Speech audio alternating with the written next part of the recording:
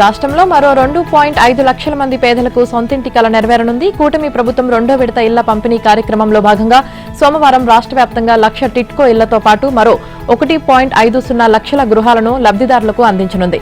తిరుపతి జిల్లా నాయుడుపేట మండలం పుదూరులో జరిగే కార్యక్రమంలో ముఖ్యమంత్రి చంద్రబాబు స్వయంగా పాల్గొని లబ్దిదారులతో గృహప్రవేశాలు చేయించనున్నారు. రాష్ట్ర వ్యాప్తంగా మొత్తం 2.5 లక్షల ఇళ్లకు ఏకకాలంలో గృహప్రవేశాలు నిర్వహించనున్నారు. ముఖ్యమంత్రి చంద్రబాబు సోమవారం తిరుపతి జిల్లాలో పర్యటించనున్నారు. ఉదయం 10 గంటలకు రాజధాని అమరావతి నుంచి బయలుదేరి నాయుడుపేట మండలంలోని పుదూరుకు చేరుకుంటారు. 11 గంటల 40 నిమిషాలకు టిట్కో గృహాలను ప్రారంభించి లబ్దిదారులతో ముఖాముఖి నిర్వహిస్తారు. ప్రజావేదిక సభలో మాట్లాడతారు. మధ్యాహ్నం 2 గంటల 40 నిమిషాలకు టీడీపీ శ్రేణులతో సమావేశమవుతారు. సాయంత్రం 4 గంటల 40 నిమిషాలకు తిరుపతి చేరుకుని పద్మావతి మహిళా యూనివర్సిటీలో జరిగే P4 వార్షికోత్సవ సభలో పాల్గొంటారు. ఈ సందర్భంగా బంగారు కుటుంబాలకు చేయూతనిచ్చిన పలువురు మార్గదర్శకాలను సన్మానిస్తారు. అనంతరం అక్కడి నుంచి బయలుదేరి రాత్రి 8 గంటల 50 నిమిషాలకు అమరావతి చేరుకుంటారు. పార్టీ కోసం పనిచేసే వాళ్లకే పదవులు ఇస్తామని, పార్టీ బలోపేతానికి కృషి చేసిన వాళ్లకే ప్రజాప్రతినిధులుగా అవకాశం కల్పిస్తామని టీడీపీ అధినేత ముఖ్యమంత్రి చంద్రబాబు స్పష్టం చేశారు. కార్యకర్తలను దూరం పెట్టే నేతలను తాను దూరం పెడతానన్నారు. కార్యకర్తలను పట్టించుకోని నేతలు తనకు అవసరం లేదని తేల్చి చెప్పారు. టీడీపీ 44వ ఆవిర్భావ దినోత్సవం సందర్భంగా ఆదివారం పార్టీ కేంద్ర కార్యాలయంలో జరిగిన సభలో ఆయన మాట్లాడారు. కార్యకర్తలు క్రమశిక్షణతో పనిచేసి పార్టీని బలోపేతం చేయాలన్నారు. కష్టపడే కార్యకర్తలను, నేతలను గుర్తించే బాధ్యత లోకేష్ దేనని చెప్పారు. తెలుగుదేశం కార్యకర్తలు, నాయకులు అందరికీ ఆదర్శంగా ఉండాలన్నారు.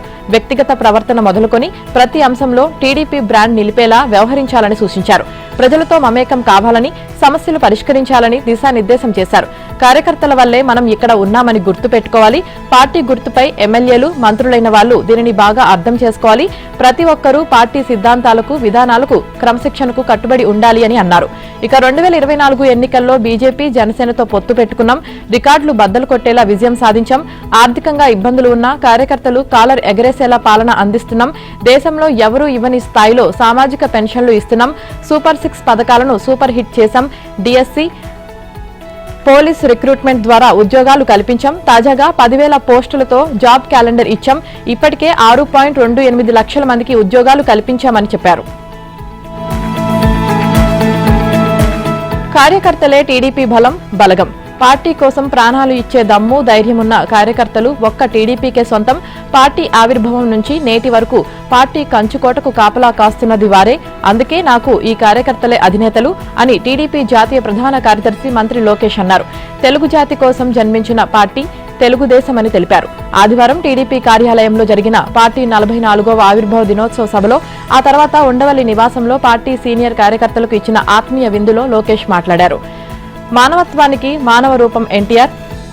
అప్పటి వరకు ఏ నాయకుడు చేయని విధంగా 35,000 కిలోమీటర్ల యాత్ర చేశారు.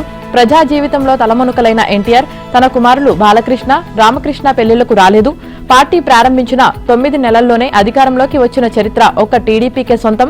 రికార్డులు బద్దలు కొట్టాలన్నా, వాటిని తిరగరాయాలన్నా అది టీడీపీకే సాధ్యమని లోకేష్ పేర్కొన్నారు. దేశానికి సంక్షేమాన్ని పరిచయం చేసిన ఘనత ఎన్టీఆర్కి దక్కితే, అభివృద్ధిని పరిచయం చేసిన ఘనత చంద్రబాబుకు దక్కుతుందని తెలిపారు. దేశంలోనే మొదటిసారి వృద్ధాప్య పింఛన్లు ఇచ్చింది ఎన్టీఆర్ అని, కిలో ₹2 బియ్యం పథకం, మహిళలకు ఆస్తి హక్కు, నిరుపేదలకు పక్కా ఇల్లు, ఇవన్నీ ఆయన చలవేనని గుర్తు చేశారు. అభివృద్ధి అంటే గుర్తుకొచ్చే పేరు చంద్రబాబు అన్నారు. ప్రజల వద్దకు పాలన, విద్య, ఉద్యోగాల్లో మహిళలకు 33.3% రిజర్వేషన్, దీపం పథకం, డ్వాక్రా పథకంతో పాటు పట్టిసీమ, రైతు బజార్లు, సైబరాబాద్, ఇవన్నీ చంద్రబాబు ఘనతలుగా పేర్కొన్నారు. ఆయన వయసు 75, కానీ స్పీడ్ 25 ఏళ్ల కుర్రాడిలా ఉంటుందని, చంద్రబాబు రికార్డులు బద్దలు కొట్టే వ్యక్తి ఇంకా పుట్టలేదని, ఇక పుట్టబోడని స్పష్టం చేశారు. రాజధాని అమరావతి బిల్లుకు చట్టబద్దత కల్పించే అంశంపై కేంద్ర హోంమంత్రి అమిత్ షాతో మాజీ ఉపరాష్ట్రపతి వెంకయ్యనాయుడు చర్చించారు. ఆదివారం ఆయన ఆ వివరాలను ఆంధ్రజ్యోతికి తెలిపారు. రాజధానిగా అమరావతికి చట్టబద్దత కల్పించడానికి నా శాఖ నుంచి అన్ని క్లియర్ అయ్యాయి. కేబినెట్లో పెట్టి ఆమోదించడం ఒక్కటే మిగిలిందని అమిత్ షా పేర్కొన్నారని వెంకయ్య చెప్పారు. రాజధానిగా అమరావతికి చట్టబద్దత కల్పిస్తూ రాష్ట్ర పునర్విభజన చట్టానికి సవరణ చేయాలని కేంద్ర ప్రభుత్వాన్ని కోరుతూ ఏపీ అసెంబ్లీ తీర్మానం చేసిన బిల్లును ఈ సమావేశాల్లోనే పెట్టి ఆమోదించేలా చూడండి. భవిష్యత్తులో అమరావతికి ఎలాంటి ఇబ్బందులు రాకుండా చూడండి అమిత్ షాను కోరినట్లు వెంకయ్య తెలిపారు. తాను చేసిన విజ్ఞప్తిపై కేంద్ర మంత్రి సానుకూలంగా స్పందించారని మాజీ ఉపరాష్ట్రపతి చెప్పారు. బీఆర్ఎస్ హయాంలో జరిగిన దోపిడీని ప్రజల ముందు పెట్టేందుకు మంత్రి పొంగిలేటి శ్రీనివాసరెడ్డి సన్నద్దమవుతున్నారు. గత 10 ఏళ్లలో ధరణి మైనింగ్ పేరుతో జరిగిన అక్రమాలు, వాటి వెనుక ఉన్న వ్యక్తుల ప్రమేయాన్ని ఆధారాలతో సహా ప్రజలకు వివరించేందుకు సిద్దమవుతున్నట్లు మంత్రి సన్నిహితుల వద్ద ప్రస్తావించారు. ఇక మౌనం బలహీనత కాదని, పసలేని ఆరోపణలతో బీఆర్ఎస్ తనపై బురద జల్లే ప్రయత్నం చేస్తుందని ఆయన చెప్పినట్లు తెలిసింది. సిరిసిల్ల, సిద్దిపేటలో భూములను కొల్లగొట్టిన బీఆర్ఎస్ పెద్దల బండారం బయటపడుతుందనే కొత్వాల్గూడ రాఘవ కన్స్ట్రక్షన్స్ అంశాన్ని తెరమీదకు తెచ్చిన తీరును కాంగ్రెస్ ఎమ్మెల్యే వద్ద మంత్రి ప్రస్తావించినట్లు తెలిసింది. ఇక బీఆర్ఎస్ హయాంలోనే 2022-23లో బుద్వేల్లో 100 ఎకరాల భూమిని హెచ్ఎండిఏ వేలం వేసిందని, ఆ 100 ఎకరాలను లేఅవుట్ చేసేందుకు ఎన్సీసీ కంపెనీకి హెచ్ఎండిఏ పనులు అప్పగించిందని తెలిపారు. ఎన్సీసీ కంపెనీ లేఅవుట్ వేసే సమయంలో పెద్ద పెద్ద బండరాలను తొలగించి కోత్వాల్గూడ డంప్ చేసిందని, వృధాగా పడి ఉన్న వాటిని హెచ్ఎండిఏ ద్వారా క్రషింగ్ చేసేందుకు తిరుమల మెటల్ ఇండస్ట్రీస్ అనుమతి పొందినట్లు పొంగిలేటి ప్రస్తావించారని తెలిసింది. ఆ సంస్థ క్రషింగ్ చేసిన మెటీరియల్ ను రాఘవ కన్స్ట్రక్షన్ సంస్థ రోడ్డు పనులకు వినియోగించేదని, ఇందుకోసం రాయల్టీ కింద ప్రభుత్వానికి 2 కోట్లకు పైగా చెల్లింపులు కూడా జరిగాయని పేర్కొన్నట్లు తెలిసింది. ముఖ్యమంత్రి రేవంత్ రెడ్డికి బీఆర్ఎస్ వర్కింగ్ ప్రెసిడెంట్ కేటీఆర్ పై ప్రేమ, అభిమానం ఎక్కువని, అందుకే డ్రగ్స్, ఫార్ములా ఈ కార్, ఫామ్ హౌస్ కేసుల జోలికి వెళ్లడం లేదని కేంద్ర హోంశాఖ సహాయ మంత్రి బండి సంజయ్ ఆరోపించారు. రేవంత్, కేటీఆర్ ఒక్కటేనని, వారిద్దరి మధ్య అంతర్గత ఒప్పందాలు జరిగాయని, ఇద్దరికీ డీల్ కుదిరిందని అన్నారు. కేటీఆర్ తాను ఒక్కటి కాదన్న అంశాన్ని నిరూపించుకోవాలనుకుంటే డ్రగ్స్ కేసుకు సంబంధించి అకున్ సబర్వాల్ నివేదికను బహిర్గతం చేయాలని రేవంత్ కు సవాల్ చేశారు. ఇక బీజేపీ రాష్ట్ర కార్యాలయంలో సంజయ్ మీడియాతో మాట్లాడారు. సీఎం రేవంత్ రెడ్డి కేవలం హరీష్ రావును టార్గెట్ చేసుకుని విమర్శలు చేస్తున్నారు తప్ప కేటీఆర్ అవినీతిపై మాట్లాడటం లేదని ఆరోపించారు. కేటీఆర్ కు రేవంత్ నీడలా వ్యవహరిస్తున్నారన్నారు. ఇద్దరూ ఒకరికి ఒకరు రక్షణ కవచంగా ఉంటున్నారు. కేటీఆర్, రేవంత్ల వైఖరిపై హరీష్ ఆలోచించుకోవాలని అన్నారు. కేటీఆర్ కు హరీష్ కు మధ్య గ్యాప్ పెంచడం, కవిత, కేటీఆర్ మధ్య సయోధ్య కుదర్చడం, భవిష్యత్తులో బీఆర్ఎస్, కాంగ్రెస్ కలిసి పోటీ చేయడం, ఇది రేవంత్ ప్లాన్. అయితే మొన్నటి వరకు రేవంత్ మాట విన్న కవిత ఇప్పుడు ఆయన మాటలను పట్టించుకోవడం లేదు అని అన్నారు. ఇక హరీష్ తో జాగ్రత్తగా ఉండాలని కేటీఆర్ కు సీఎం సలహా కూడా ఇస్తున్నారని సంజయ్ ఆరోపించారు. ఇక బీఆర్ఎస్ అధికారంలో ఉన్నప్పుడు జైల్లో వేయించిన కేటీఆర్ పై రేవంత్ కు అంత ప్రేమ ఎందుకని ప్రశ్నించారు. ముఖ్యమంత్రి అయ్యాక కేటీఆర్ పై రేవంత్ కు ఆవేశం, పౌరుషం తగ్గిపోయిందని ఎద్దేవా చేశారు. ఆంధ్రప్రదేశ్ రాష్ట్ర రాజధానిగా అమరావతి నగరం త్వరలోనే అంతర్జాతీయ ప్రమాణాలతో తయారు కాబోతుందని నీటిపారుదల శాఖ మంత్రి నిమ్మల రామానాయుడు అన్నారు. పశ్చిమ గోదావరి, అంబేద్కర్ కోనసీమ జిల్లాను అనుసంధానం చేస్తూ గోదావరి నది పాయపై ఆయన భారీ వంతెన నిర్మాణానికి శంకుస్థాపన చేశారు. అనంతరం జరిగిన బహిరంగ సభలో మంత్రి నిమ్మల మాట్లాడారు. శాసనసభలో అమరావతిలో రాజధాని నిర్మాణానికి అంగీకారం తెలిపిన జగన్ మాట తప్పి మడమ తిప్పారని విమర్శించారు. తర్వాత 3 రాజధానులు అని, ఆ 3 ముక్కల్లో ఎక్కడా ఒక్క ఇటుక ముక్క కూడా పెట్టలేదని మంత్రి విమర్శించారు. ఇక సాటి రాష్ట్రాలకు రాజధానుల ద్వారా ఎంతో ఆర్థిక స్వావలంబన కలుగుతుందని చెప్పారు. అదేవిధంగా అమరావతి అభివృద్ధి ద్వారా వచ్చే ఆదాయాన్ని రాష్ట్రంలోని 175 నియోజకవర్గాలకు పంచి గ్రామాలను అభివృద్ధి చేస్తామని మంత్రి నిమ్మల అన్నారు. కూటమి ప్రభుత్వం చేస్తున్న అభివృద్ధి పనుల్లో భాగంగా నేడు పశ్చిమ గోదావరి జిల్లాలోని యలమంచిలి మండలం, అంబేద్కర్ కోనసీమ జిల్లాలోని రాజోలు మండలాల ప్రజలకు సౌకర్యార్థం కనక్కాయలంకలో 23.64 కోట్ల వ్యయంతో ఫ్లైఓవర్ వంతెన నిర్మాణం చేపట్టామని మంత్రి నిమ్మల చెప్పారు.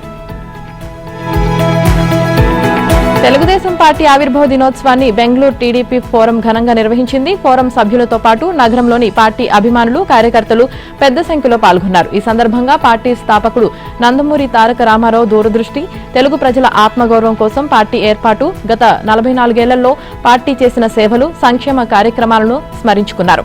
అలాగే ఏపీ సీఎం చంద్రబాబు నాయకత్వంలో ఐటీ అభివృద్ధి, రాష్ట్రంలో మౌలిక వసతుల పురోగతిని, అమరావతి అభివృద్ధిని ప్రస్తావించారు. గత ప్రభుత్వంపై విమర్శలు చేస్తూ పార్టీ బలోపేతంపై చర్చించారు. 44 ఏళ్లుగా పార్టీకి కార్యకర్తలు సైనికులుగా ఉన్నారంటూ ఫోరం సభ్యులు రూపొందించిన లఘు చిత్రం ప్రత్యేక ఆకర్షణగా నిలిచింది. కార్యక్రమంలో నిర్వహించిన నాలెడ్జ్ షేరింగ్ సెషన్లో తమిళనాడు రాజకీయాలు, తిరుమల లడ్డూ వివాదం, గత ప్రభుత్వంలోని విధ్వంస పాలన, అనంతపురం, కర్నూలులో పేదలకు అందుతున్న ఆర్డీటీ సేవలు, మధ్యప్రాచ్య యుద్ధ ప్రభావం వల్ల ఏర్పడుతున్న పరిణామాలపై చర్చించారు. తెనాలిలో ఒంగోలు జాతీయ స్థాయి ఎడ్ల బల ప్రదర్శన పోటీలు ఆదివారం సాయంత్రం ప్రారంభమయ్యాయి. ఎమ్మెల్సీ ఆలపాటి రాజేంద్ర ప్రసాద్ సారథ్యంలో వారం రోజుల పాటు జరగనున్న ఆలపాటి శివరామకృష్ణయ్య మెమోరియల్ జాతీయ స్థాయి ఎడ్ల బల ప్రదర్శన పోటీలకు భారీగా ఏర్పాట్లు చేశారు. రైతు వ్యవసాయ వైజ్ఞానిక ప్రదర్శనను మంత్రి నాదెండ్ల మనోహర్, ఎమ్మెల్యే నక్క ఆనందబాబు, ఎమ్మెల్సీ ఆలపాటి రాజేంద్ర ప్రసాద్ సందర్శించారు. కార్యక్రమంలో రైతులు, కూటమి నాయకులు, కార్యకర్తలు తదితరులు పాల్గొన్నారు. ఇక ఈ సందర్భంగా మంత్రి నాదెండ్ల మనోహర్ మాట్లాడుతూ ఒంగోలు జాతి ఎద్దులను మన జాతి సంపద, వాటిని మనం ఎప్పుడూ మర్చిపోకుండా కాపాడుకోవాలని పిలుపునిచ్చారు. ఇటువంటి పోటీల ద్వారా మన సంస్కృతి సంప్రదాయాలను కాపాడుతున్న ఆలపాటి రాజేంద్ర ప్రసాద్, నక్క ఆనందబాబు ఇతర నేతలకు ధన్యవాదాలు తెలియజేశారు. రైతాంగానికి పెద్దపీట వేసి రైతులు ఆనందంగా సంతోషంగా ఉండాలని కూటమి ప్రభుత్వం అహర్నిశలు కృషి చేస్తున్నారన్నారు. ఇక ఎమ్మెల్సీ ఆలపాటి రాజేంద్ర ప్రసాద్ మాట్లాడుతూ ఒంగోలు జాతి ఎడ్లని ప్రేమిస్తూ కంటికి రెప్పలా కాపాడుతున్న రైతాంగానికి హృదయపూర్వక ధన్యవాదాలు తెలియజేశారు. రైతులను, పశు సంపదను కూటమి ప్రభుత్వం ఎల్లప్పుడూ కాపాడుతుందన్నారు. అనకాపల్లి జిల్లా నర్సీపట్నం నియోజకవర్గ కేంద్రంలో తెలుగుదేశం పార్టీ 44వ ఆవిర్భావ దినోత్సవ వేడుకలు అత్యంత ఉత్సాహభరిత వాతావరణంలో జరిగాయి. పార్టీ రాష్ట్ర ప్రధాన కార్యదర్శి చింతకాయల విజయ్ ఆధ్వర్యంలో నిర్వహించిన ఈ కార్యక్రమంలో స్థానిక ఎన్టీఆర్ స్టేడియంలో స్వర్గీయ నందమూరి తారక రామారావు విగ్రహానికి నివాళులర్పించారు. ఈ సందర్భంగా జూమ్ మీటింగ్ ద్వారా పార్టీ ప్రధాన కార్యాలయంతో అనుసంధానమై అక్కడి విశేషాలను భారీ ఎల్ఈడీ స్క్రీన్ ద్వారా కార్యకర్తలకు ప్రదర్శించారు. అనంతరం జరిగిన సభలో విజయ్ మాట్లాడుతూ తెలుగుదేశం పార్టీ ఇప్పుడు టీడీపీ 3.0 వెర్షన్లోకి అడుగుపెట్టిందని, మొదటి వెర్షన్ ఎన్టీఆర్, రెండో వెర్షన్ చంద్రబాబు అయితే మూడో వెర్షన్ లోకేష్ నాయకత్వంలో యువతకు, సాంకేతికతకు పెద్దపీట వేస్తుందని చింతకాయల విజయ్ ఆసక్తికర వ్యాఖ్యలు చేశారు. ప్రముఖ రచయిత కేఎన్వై పతంజలి స్మారక సాహితీ పురస్కారాన్ని ప్రముఖ రచయిత్రి కుప్పిలి పద్మకు విజయనగరంలో పతంజలి పురస్కార కమిటీ అందించింది. గురజాడ స్మారక జిల్లా కేంద్ర గ్రంథాలయంలో జరిగిన ప్రత్యేక కార్యక్రమంలో కుప్పిలి పద్మ పతంజలి పురస్కారం అందుకున్నారు. ఉత్తరాంధ్రకు చెందిన పలువురు కవులు, రచయితలు, సంగీత విద్వాంసులు ఈ కార్యక్రమానికి హాజరయ్యారు. సాహిత్యంలో తనకు పుట్టినిల్లు విజయనగరమని పురస్కార గ్రహీత కుప్పిలి పద్మ తెలిపారు. తన రచనలపై పతంజలి ప్రభావం తీవ్రంగా ఉందన్నారు. కుప్పిలి పద్మ రచనా శైలిని 2 దశాబ్దాలకు పైగా చేస్తున్న సాహితీ సేవను ప్రముఖ రచయిత కధీర్ బాబు వివరించారు. తిరుమల శ్రీవారి ఆలయంలో వార్షిక సాలకట్ల వసంతోత్సవాలు ఇవాల్టి నుంచి ప్రారంభం కానున్నాయి. 3 రోజుల పాటు అత్యంత వైభవంగా జరిగే ఈ ఉత్సవాల కోసం టీటీడీ అధికారులు అన్ని ఏర్పాట్లు పూర్తి చేశారు. మొదటి రోజు శ్రీదేవి భూదేవి సమేత మలయప్ప స్వామి మాడ వీధుల్లో ఊరేగి అనంతరం వసంత మండపంలో అభిషేక నివేదనలు అందుకుంటారు. రెండో రోజు స్వామివారు బంగారు రథంపై భక్తులకు దర్శనమివ్వగా చివరి రోజు మలయప్ప స్వామితో పాటు సీతారామ లక్ష్మణులు, రుక్మిణి సమేత శ్రీకృష్ణ స్వామి ఉత్సవమూర్తులు కూడా ఈ వేడుకల్లో పాల్గొంటారు. ఉత్సవాల సందర్భంగా ప్రతిరోజు మధ్యాహ్నం 2 గంటల నుంచి 4 గంటల వరకు ఉత్సవమూర్తులకు స్నపన తిరుమంజనం, సాయంత్రం ఆస్థానం ఘనంగా నిర్వహిస్తారు. భక్తుల రద్దీని దృష్టిలో ఉంచుకొని ఈ 3 రోజుల పాటు ఆలయంలో నిర్వహించే పలు ఆర్జిత సేవలను టీటీడీ రద్దు చేసింది. నిర్ణీత కార్యక్రమాల అనంతరం స్వామివార్ల ఉత్సవ విగ్రహాలు తిరిగి ప్రధాన ఒంటిమిట్ట కోదండ రామస్వామి వార్షిక బ్రహ్మోత్సవాల్లో భాగంగా 3వ రోజు ఆదివారం ఉదయం స్వామివారు వటపత్ర సాయి అలంకారంలో భక్తులకు దర్శనమిచ్చారు. రాత్రి సీతారామ లక్ష్మణులు సింహవాహనంపై దర్శనమిచ్చారు. మంగళ వాయిద్యాల నడుమ స్వామి ఊరేగింపు కోలాహలంగా జరిగింది. ఒంటిమిట్ట కోదండ రామస్వామి కళ్యాణోత్సవం సందర్భంగా పట్టు వస్త్రాలు, ముత్యాల తలంబ్రాలను సమర్పించేందుకు ముఖ్యమంత్రి చంద్రబాబు ఏప్రిల్ 1న జిల్లాకు రానున్నారని కలెక్టర్ శ్రీధర్ ఒక ప్రకటనలో తెలిపారు. ఇక ఆ రోజు ఒంటిమిట్టకు చేరుకున్న ముఖ్యమంత్రి సాయంత్రం 6:15 కోదండ రామస్వామి వారికి ప్రభుత్వం తరపున అధికారికంగా పట్టు వస్త్రాలను సమర్పిస్తారని కలెక్టర్ తెలిపారు. అనంతరం ఆలయ సమీపంలోని కళ్యాణ వేదిక వద్దకు చేరుకుని సీతారాముల కళ్యాణోత్సవంలో పాల్గొంటారని, స్వామివారికి ముత్యాల తలంబ్రాలను సీఎం అందజేస్తారని కలెక్టర్ తెలిపారు. రాయలసీమ పరిసర ప్రాంతాలపై విస్తరించి ఉన్న ఉపరితల ఆవర్తన ప్రభావంతో ఇవాళ రేపు రాయలసీమ జిల్లాలో అక్కడక్కడ పిడుగులతో కూడిన తేలికపాటి నుంచి మోస్తరు వర్షాలు కురిసే అవకాశం ఉందని విపత్తుల నిర్వహణ సంస్థ వెల్లడించింది. దీని ప్రభావంతో ఇవాళ రేపు ఎండ తీవ్రత స్వల్పంగా తగ్గే అవకాశం ఉందన్నారు. విభిన్న వాతావరణ పరిస్థితుల పట్ల ప్రజలు అప్రమత్తంగా ఉండాలని అధికారులు హెచ్చరించారు. ఇక ఆకస్మికంగా ఉరుములతో కూడిన వర్షం పడేటప్పుడు చెట్ల క్రింద, పొలాలు, బహిరంగ ప్రాంతాల్లో ఉండరాదని హెచ్చరించారు. మరోవైపు ఇవాళ విజయనగరం జిల్లా బాడంగి, మెరకముడి దాం, తెర్లాం, వంగర మండలాలు, పార్వతీపురం మన్యం జిల్లా బల్జిపేట, గురుగుబిల్లి, జియమ్మ వలస, సీతానగరం మండలాలు, పోలవరం జిల్లా చింతూరు, కోనవరం మండలాల్లో వడగాల్పులు ప్రభావం చూపే అవకాశం ఉన్నట్లు తెలిపారు. రాయలసీమ పరిసర ప్రాంతాలపై ఏర్పడిన ఉపరితల ఆవర్తన ప్రభావంతో సోమ మంగళవారం అక్కడక్కడ పిడుగులతో కూడిన తేలికపాటి నుంచి మోస్తరు వర్షాలు కురిసే అవకాశం ఉందని ఆంధ్రప్రదేశ్ రాష్ట్ర విపత్తుల నిర్వహణ సంస్థ హెచ్చరించింది. ఈ వర్షాల ప్రభావంతో ఎండ తీవ్రత స్వల్పంగా తగ్గే అవకాశం ఉందని వెల్లడించారు. విభిన్న వాతావరణ పరిస్థితుల నేపథ్యంలో ప్రజలు అప్రమత్తంగా ఉండాలని సూచించారు. ఆకస్మికంగా ఉరుములతో కూడిన వర్షాలు పడేటప్పుడు చెట్ల క్రిందకి, పొలాలు, బహిరంగ ప్రదేశాల్లో ఉండరాదని హెచ్చరించారు. సోమవారం విజయనగరం జిల్లా బాడంగి, మెరకముడిదాం, తెర్లాం, వంగర మండలాలు, పార్వతీపురం మన్యం జిల్లా బల్జిపేట, గురుగుబిల్లి, జియమ్మ వలస, సీతానగరం మండలాలు, పోలవరం జిల్లా చింతూరు, కూనవరం మండలాల్లో వడగాల్పులు ప్రభావం చూపే అవకాశం ఉందని తెలిపారు. ఇక మంగళవారం మరో 12 మండలాల్లో వడగాల్పులు వీచే అవకాశం ఉందని పేర్కొన్నారు. ప్రజలు వడగాల్పులు, ఉరుములు, పిడుగుల సమయంలో జాగ్రత్తలు పాటించాలని విపత్తుల నిర్వహణ సంస్థ సూచించింది. వనపర్తి జిల్లా విపనగండ్ల మండలం గోవర్ధన్గిరి గ్రామంలో నాటు బాంబుల కలకలం రేపింది.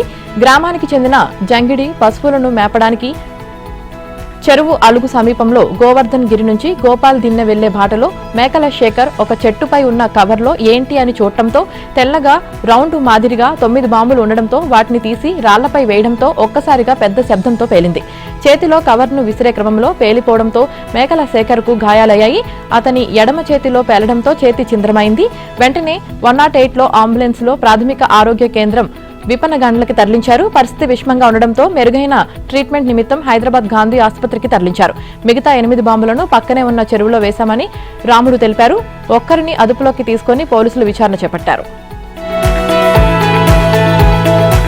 సత్యసాయి జిల్లా లేపాక్షిలో మట్టి రవాణా వివాదం ఉద్రిక్తతకు దారితీసింది. ఓ పెద్ద భూస్వామికి ఇరిగేషన్ అధికారులు వందలాది ట్రాక్టర్లతో మట్టిని తరలించేందుకు అనుమతులు ఇవ్వడంపై సిపిఐ పార్టీ నాయకులు తీవ్ర ఆగ్రహం వ్యక్తం చేశారు. సుమారు 50 ఎకరాలకు పైగా భూమి ఉన్న భూస్వామికి అనుమతులు ఇవ్వడం, చిన్న మరియు సన్నకారు రైతులకు మాత్రం అనుమతులు ఇవ్వకుండా జాప్యం చేయడం అన్యాయమంటూ విమర్శించారు.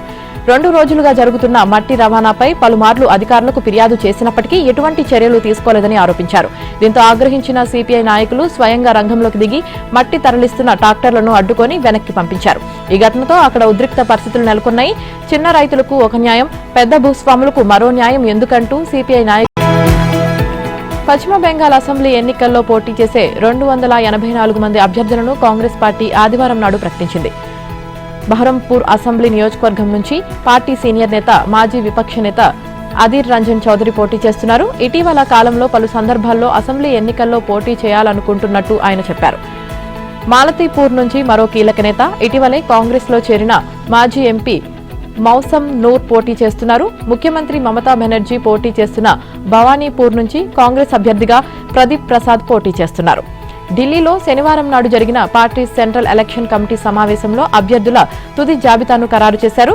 కాంగ్రెస్ అధ్యక్షుడు మల్లికార్జున్ ఖర్గే, పార్టీ మాజీ అధ్యక్షుడు రాహుల్ గాంధీ, ఏఐసీసీ ప్రధాన కార్యదర్శి కేసీ వేణుగోపాల్, పశ్చిమ బెంగాల్ మాజీ అధ్యక్షుడు అధీర్ రంజన్, సిఈసీ సభ్యులు అంబికా సోని, మధుసూదన్ మిస్త్రీ, సల్మాన్ ఖుర్షీద్, టిఎస్ సింగ్దేవ్, కేజీ జార్జ్, పిఎల్ అమీ, పశ్చిమ బెంగాల్ ఏఐసీసీ ఇన్ఛార్జ్ గులాం అహ్మద్ మీర్ ఈ సమావేశంలో పాల్గొన్నారు. పశ్చిమ బెంగాల్ అసెంబ్లీకి 2 విడతలుగా ఏప్రిల్ 23, 29 తేదీల్లో పోలింగ్ జరగనుండగా మే 4న ఫలితాలు వెలువడనున్నాయి. పశ్చిమ బెంగాల్ ముఖ్యమంత్రి మమతా బెనర్జీ అసెంబ్లీ ఎన్నికల ప్రచారంలో కీలక వ్యాఖ్యలు చేశారు. బెంగాల్లో బీజేపీ అధికారంలోకి వస్తే ప్రజలు కనీసం మాంసం, గుడ్లు తినే పరిస్థితి కూడా ఉండదని అన్నారు. పురూలియాలో ఆదివారం జరిగిన బహిరంగ సభలో మమతా బెనర్జీ మాట్లాడుతూ ఇతర రాష్ట్రాల్లో బెంగాలీ మాట్లాడే ప్రజలపై బీజేపీ దాడులు జరుపుతుందని ఆరోపించారు. బీజేపీ పాలిత రాష్ట్రాల్లో చేపలు తినరని, బెంగాల్లో బీజేపీ అధికారంలోకి వస్తే మీరు కూడా మాంసం, గుడ్లు తినలేరంటూ మమతా చెప్పారు. బీజేపీ పాలిత రాష్ట్రాల్లో గిరిజనులు, మహిళలపై ఎక్కువ దాడులు జరుగుతున్నాయని దీదీ ఆరోపించారు. బెంగాలీ మాట్లాడే ప్రజలపై ఇతర రాష్ట్రాల్లో దాడులు జరుగుతున్నాయన్నారు.